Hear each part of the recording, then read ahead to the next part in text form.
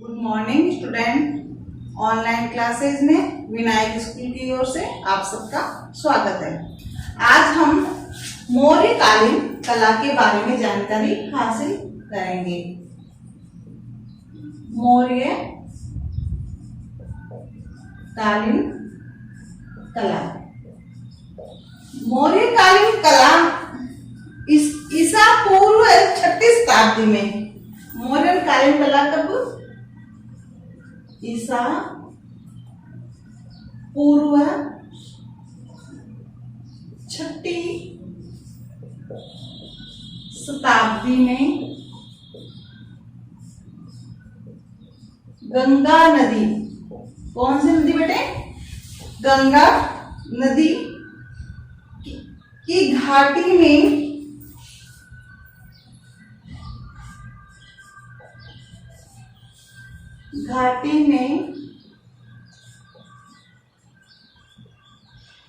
बौद्ध व जैन धर्म, कौन सा धर्म बेटे? बौद्ध व जैन धर्म जो है एक नए धार्मिक आंदोलन, किसमें आया? बौद्ध और जैन धर्म जो है एक नए धार्मिक व सामाजिक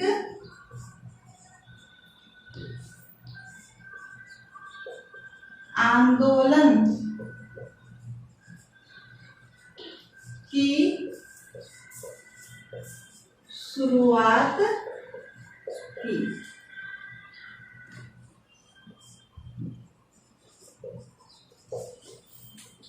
ईसा पूर्व 6वीं शताब्दी में गंगा नदी की घाटी में बौद्ध और जैन धर्मों के रूप में नई धार्मिक और सामाजिक आंदोलनों की क्या हुई बेटे? शुरुआत हुई। ये दोनों धर्म श्रमण परंपरा के आधारित थे। क्या थे ये दोनों धर्म?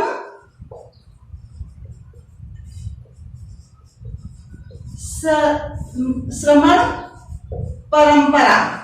कौन सी परंपरा बेटे? श्रमण परंपरा जो है ना, सुनने की जो परंपरा है के अंग थे।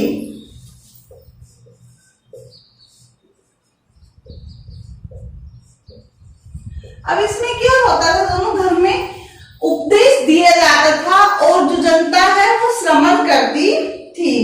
दोनों धर्म जल्दी क्या हो गए? फिर लोकप्रिय हो गए। क्यों हो गए? क्योंकि सनातन धर्म की वर्ण व जाति व्यवस्था का विरोध करते थे। क्यों लोकप्रिय हुए दोनों धर्म? सनातन धर्म की वर्ण व जाति व्यवस्था का विरोध करते थे। आया क्या समझ में? ये दोनों धर्म श्रमण परंपरा के अंग थे। दोनों धर्म जल्द ही जो है प्रसिद्ध हो गए। इन्होंने जो है अपना स्थान बना लिया, लोकप्रिय हो गए। इसका कारण था कि उस समय इन्होंने जो क्या किया? सनातन धर्म की वर्ण जाति व्यवस्था का विरोध जो है करते थे। उस समय मगध क्या था? शक्तिशाली राज्य था। उस समय मगध एक शक्तिशाली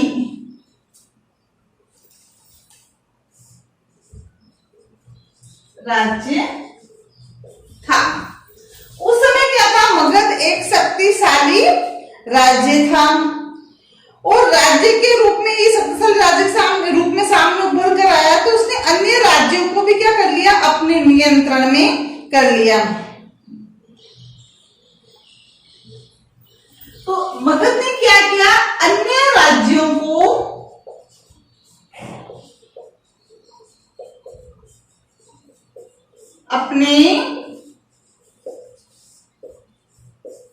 नियंत्रण में कर लिया। जब इसने अपने नियंत्रण में कर लिया तो ईसा पूर्व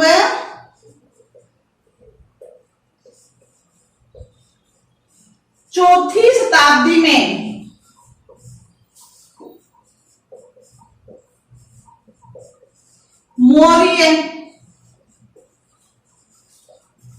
मौर्यों का उदय हुआ।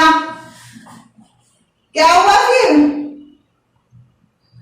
जो है 4वीं शताब्दी तक जो है मौर्यों ने क्या कर लिया? अपना प्रभुत्व जमा लिया।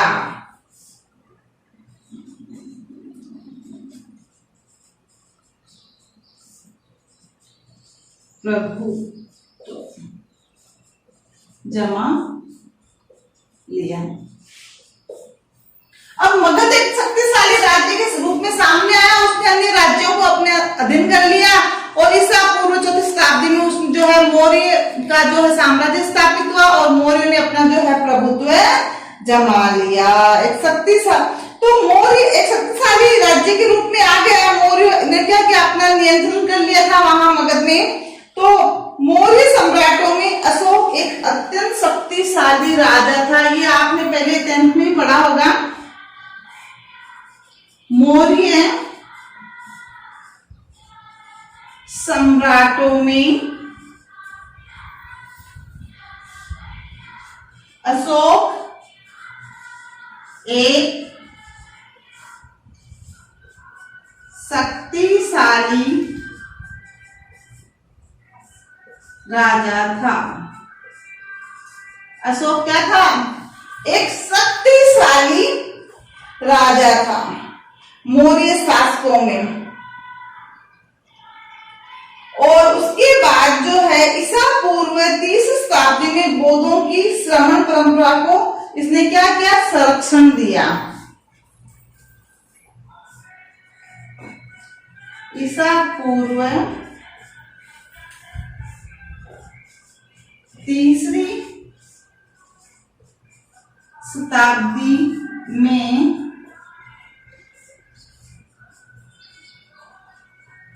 बौद्धों की श्रमण परंपरा को जो है इसने क्या किया? बौद्धों की श्रमण परंपरा को संरक्षण दिया।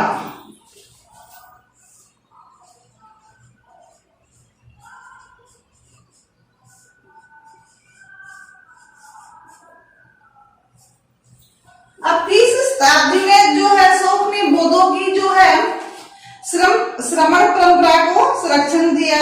धार्मिक पद्धति के कई आयाम होते हैं, जैसे पूजा विधि तक जो है। तो उसने क्या किया कि पूजा विधि तक ही इसको सीमित नहीं, यक्षों मातृ देवियों की पूजा भी काफी समय जो है प्रचलित हुई। केवल श्रमण परंपरा ही नहीं, पूजा विधि को भी उन्होंने जो है स्थान दिया।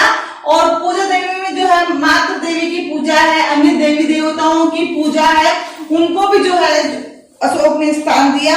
तो मातृ देवी की पूजा, यक्षों की पूजा काफी प्रचलित रही उस समय। इस प्रकार पूजा के अनेक रूप विद्यमान थे। बौद्ध धर्म सबसे अधिक सामाजिक और धार्मिक आंदोलन के रूप में लोकप्रिय हुआ था। यक्ष पूजा बौद्ध धर्म के आगमन से पहले उसके बाद भी काफी लोकप्रिय रही। और तो कई पूजा चलती रही, लेकिन यक्ष जो पूजा थी, यक्ष पूजा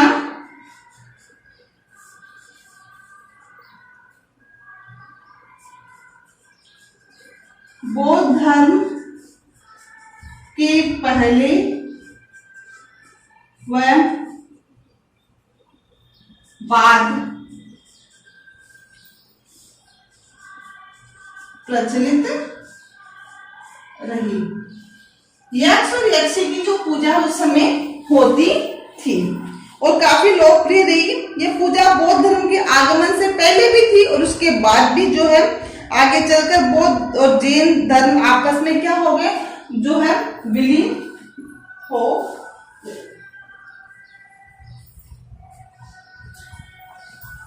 अब इसके बाद हम अशोक के के बारे में पढ़ेंगे कि अशोक जो था, एक अशोक महान, हम एक जो है एसएसटी की किताब है, आपने जो है पढ़ा है, अपनी जो चित्रकला की किताब है ये इतिहास से जुड़ी हुई है ना। तो अशोक महान था, तो अशोक ने अपने समय जो कलाएं करवाई थी, अशोक महान था, वह कला प्रिय था। तो उसने कौन कौन सी कलाओं का निर्माण कराया? खंबे, मूर्तियां और शैलकृत वास्तु कला। तो उसने अपने समय में खंबे, मूर्तियां और क्या बनवाया था? खंबे, मूर्तियां और शैलकृत वास्तुकला। शैलकृत वास्तुकला का निर्माण करवाया। अब खंबे यानी स्तंभ, अशोक ने जो है अपने समय काफी अच्छे स्तंभों का निर्माण करवाया। खंबे, उस समय जो स्तंभ बनाए गए थे वह बड़ी चट्टान को काटकर एक साथ एक ही पत्थर के द्वारा जो है स्तंभ, जो है विशाल स्तंभ का निर्माण करवाया गया था। और एकेमेनियम स्तंभ जो है उससे पहले थे एकेमेनियम स्तंभ। वो स्तंभ इस प्रकार के थे कि एकेमेनियम स्तंभ जो है पत्थर के टुकड़ों को जोड़ कर जो है उनको स्तंभ को बनाया गया था, लेकिन अशोक के समय इस प्रकार के स्तंभ जोड़कर नहीं बनाए गए। एक विशाल चट्टान को काटकर और एक ही पत्थर का विशाल जो स्तंभ बनाया गया, उस स्तंभ के ऊपर क्या करते, चौकी बनाई जाती थी और उस चौकी को अलंकृत किया जाता था। और चौकी पर जंगली पशु जैसे शेर, हाथी, हिरण, बाघ, वृषभ आदि की जो है प्रतिमाएं स्थापित की जाती थी, मूर्तियां बनाकर स्थापित की जाती थी। इतना ही नहीं, अशोक जो है अपने धर्म का प्रचार प्रसार करने के लिए उसने उन स्तंभों पे क्या करवाया, शिलालेख बनवाकर उस पे अपने धर्म के प्रचार प्रसार के जो है शिलालेख उत्कीर्ण करवाए। ऐसे स्तंभों की चोटी जो होती थी वह वर्गाकार या गोल वेदी पर खड़ा कर दिया जाता था। इनमें बिहार का बखीरा का स्तंभ, लोरिया, नंदगढ़, रामपुरवा का स्तंभ और सारनाथ का स्तंभ, ये यहाँ पर हम 4 स्तंभ के बारे में पढ़ते हैं। इसको देखने के लिए आप अपनी किताब के पेज नंबर 19 पे देखें, मौर्यकालीन कला। इसमें आपको मौर्यकालीन कला जो मैंने आपको बताया वो सारा मैटर यहाँ मिल जाएगा। और ये मौर्यकालीन कला जो सारनाथ से हमें प्राप्त हुआ स्तंभ, उस स्तंभ की आप जो है यहाँ पे उसके चित्र को भी देख सकते हैं। इस प्रकार से हम सारनाथ में पाया गया मौर्यकालीन स्तंभ शीर्ष के समान से नाम से ही प्रसिद्ध है। ये शीर्ष के नाम से प्रसिद्ध क्यों है? आज ये हमारा राष्ट्रीय प्रतीक के रूप में है। किसके रूप में स्तंभ है? ये राष्ट्रीय प्रतीक के रूप में भी है।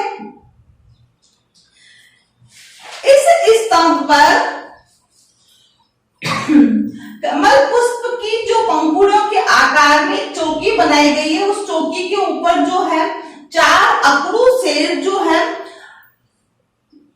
पीठ से पीठ मिलाए हुए बैठे हैं। चारों दिशाओं में शेर का जो है मुंह बना हुआ है और ये क्रोधा अवस्था में है, अकड़ू अवस्था में इन शेर को बनाया गया है। तो ये आप पेज नंबर 22 पे सिंह शीर्ष सारनाथ का ये जो है देख सकते हैं।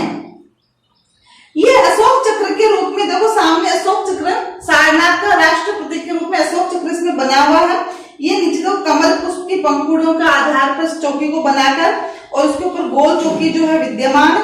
इस गोल चौकी में आप देखो बीच में जो है अशोक चक्र बना हुआ है और आसपास जो है अन्य जंगली पशु, शेर है, हिरण है, इनको बनाया, हाथी है, इनको बनाया गया है। और अलंकृत करने के बाद ऊपर उसके ऊपर 4 शेर जो है अकड़ू अवस्था में और एक दूसरे की पीठ से पीठ मिलाकर जो है बैठे हैं। इस सिंह शीर्ष को मूल तो 5 भाग थे। कितने भाग थे इसमें? 5 भाग थे। तो मैं आपको अशोक के समय बनाया गया सिंह शीर्षक परगहा, ये हमें कहां से प्राप्त हुआ है? सारनाथ से। कहां से प्राप्त हुआ बेटे? ये हमें सारनाथ से प्राप्त हुआ है।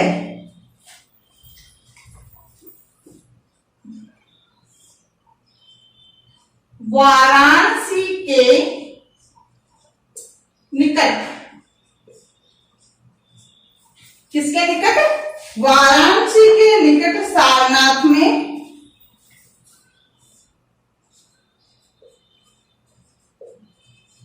सारनाथ में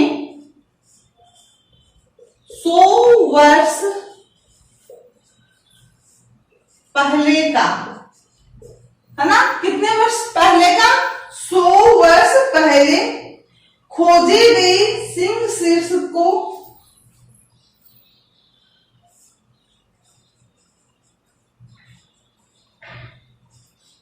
खोजे गए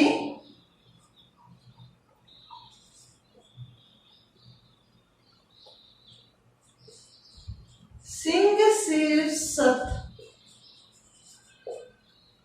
को राष्ट्रीय प्रतीक के रूप में जो है से माना गया है।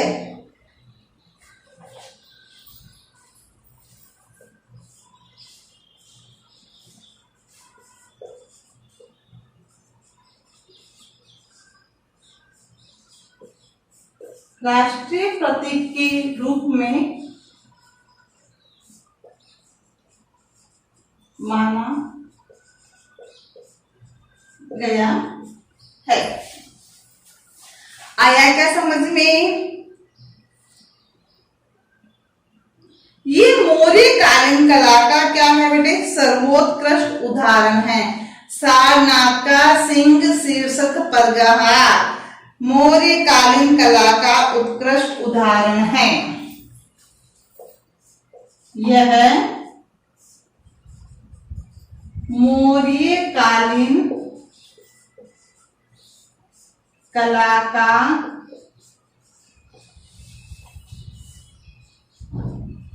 उत्कृष्ट उदाहरण है। कैसा उदाहरण है? उत्कृष्ट उदाहरण है। यह भगवान बुद्ध द्वारा धर्म चक्र प्रवर्तन यानी प्रथम उपदेश देने की घटना की स्मृति में सम्राट अशोक द्वारा क्या हुआ? बनवाया गया। ये सिंह शीर्षक परगहा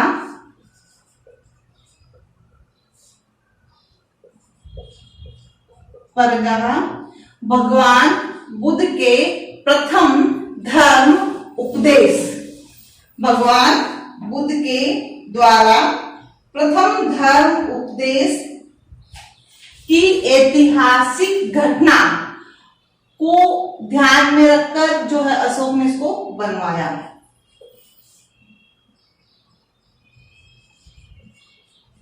भगवान बुद्ध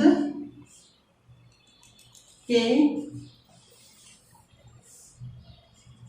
धर्म उपदेश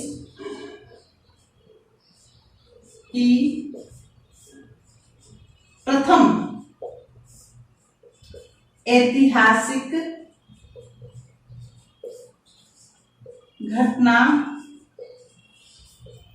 को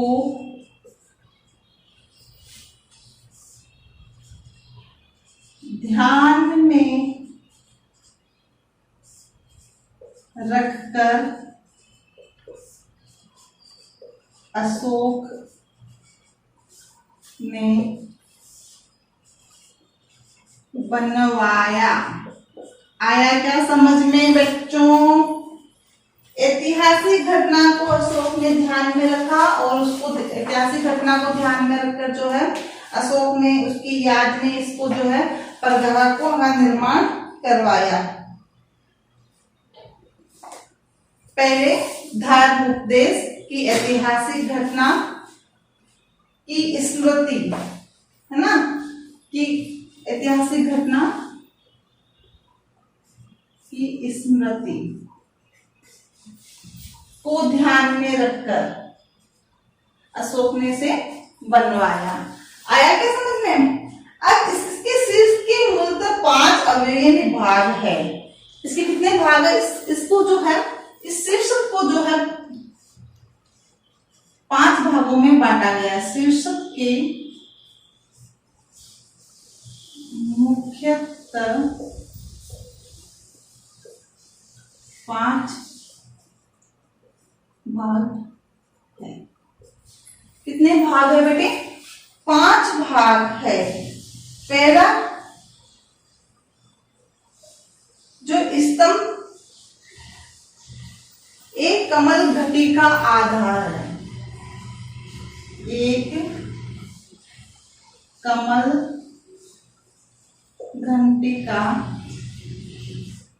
आधार, जो अभी आपको मैंने दिखाया था। दूसरा है स्तंभ कई टुकड़ों में, यानी कि भागों में।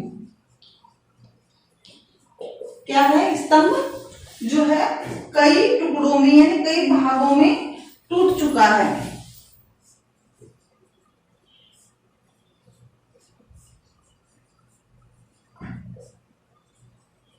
कई भागों में ये स्तंभ है, टूट चुका है, कई भागों में है ये। उस पे बना हुआ एक ढोल जिसपे 4 पशु दक्षिणावर्त गति के साथ दिखाए गए हैं।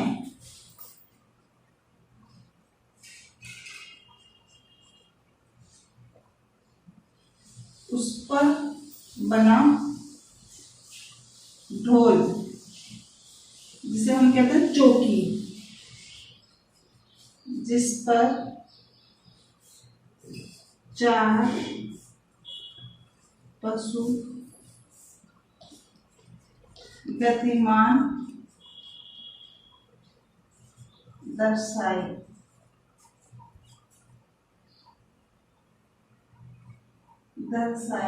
हैं। आया क्या समझ में?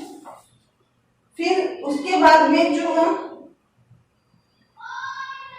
4 तेजस्वी शेर उसके ऊपर आगे पीछे जुड़ी हुई आकृति में बैठे हैं।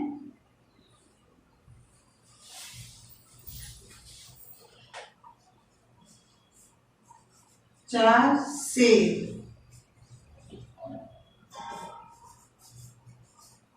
पीठ से पीठ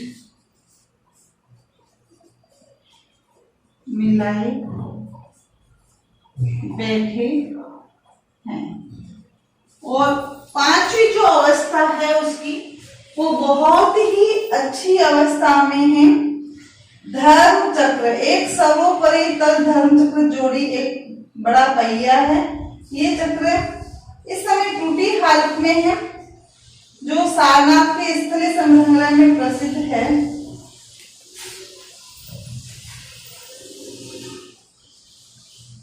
एक धर्म चक्र बना। इस तरह से इसको हमने 5 भागों में देखा है, सारनाथ सिंह शीर्षक परगहा को। अब हम सारनाथ सिंह शीर्षक परगहा जो है वर्तमान में पुरातत्व संग्रहालय, सारनाथ के पुरातत्व संग्रहालय में क्या है बेटे? सुरक्षित है।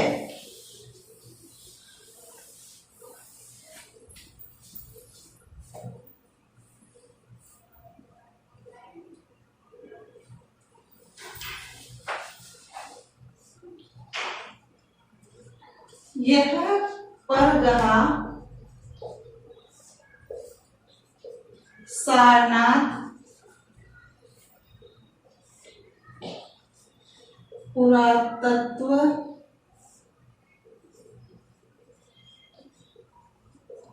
संग्रहालय में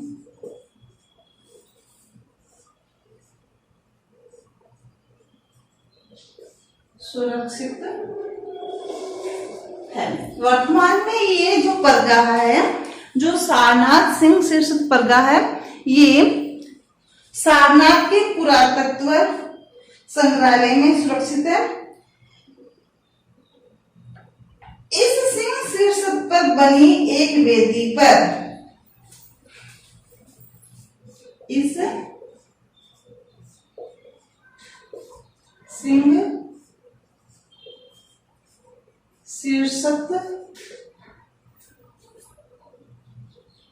इसके जो ये स्तंभ है, इसके स्तंभ के ऊपर जो है शीर्ष पर एक वेदी बनी है। शीर्षक पर बनी एक वेदी, शीर्षक पर बनी एक वेदी पर 4 सिंह, कितने? 4 शेर एक दूसरे से पीठ जोड़कर बिठाए गए हैं। वेदी पर 4 सिंह एक दूसरे से पीठ मिलाए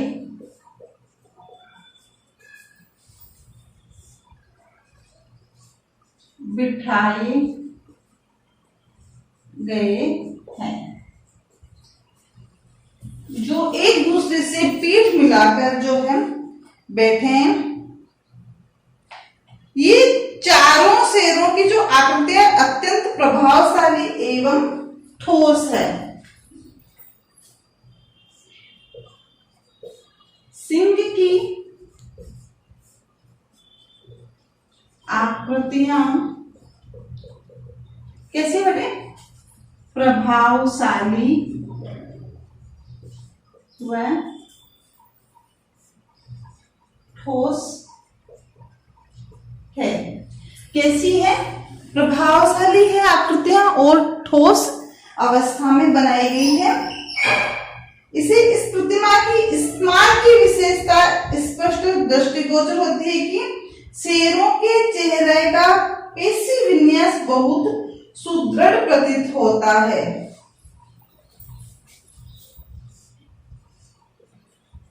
शेरों के चेहरे का पेशी विन्यास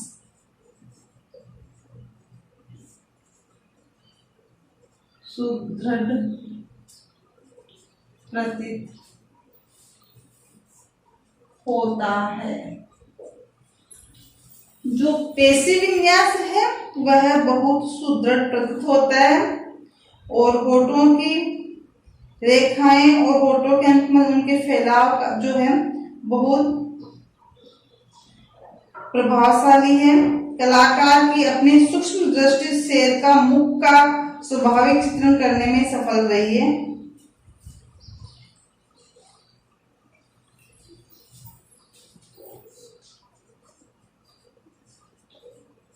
होठों की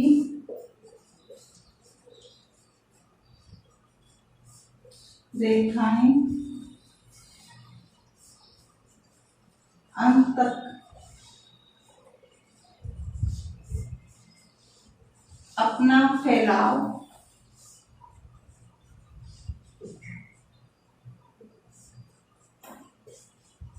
लिए हैं। जो कलाकार की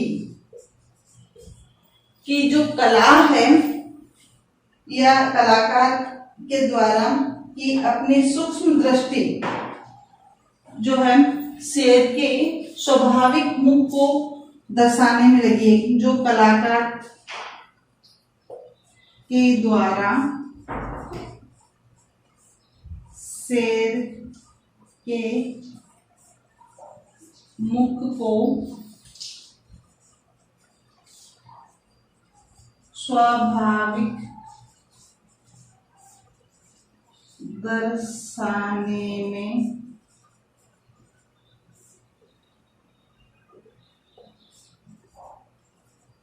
व्यक्त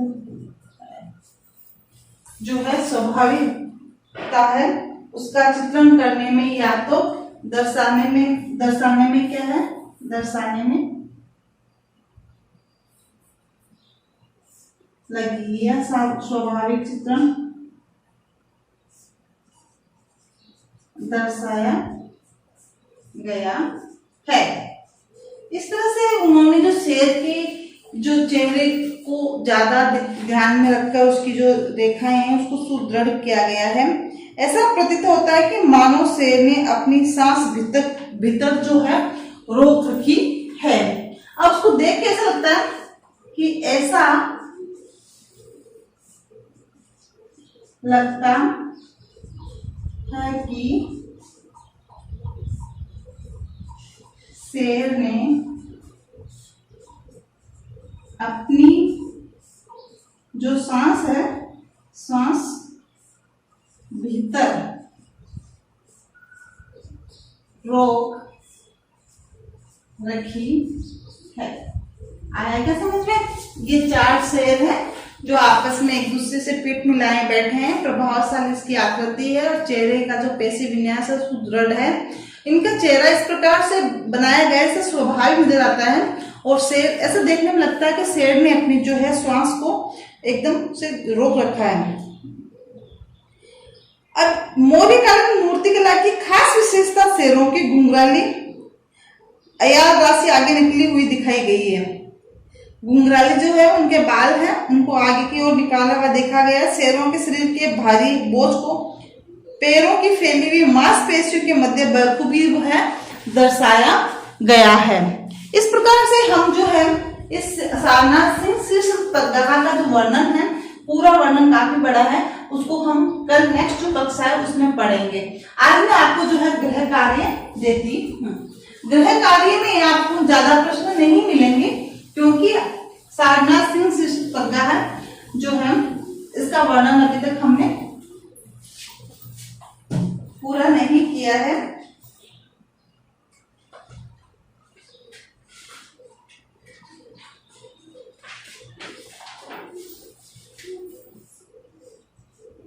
गृह कार्य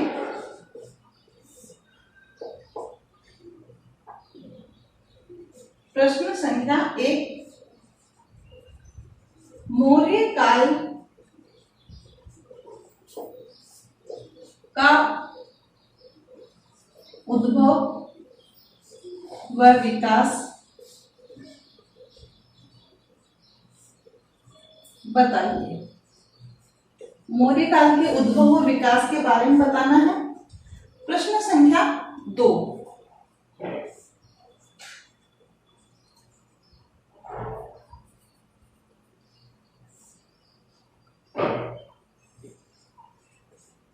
सिंह शीर्षक पदगाह कहाँ सुरक्षित है? तो सिंह शीर्षक पदगाह सारनाथ के पुरातात्विक संग्रहालय में सुरक्षित है। और इसके बाद में जो है एक आपका प्रश्न आता है सेरेमिक वाला, तो मैं आपको सेरेमिक की जो है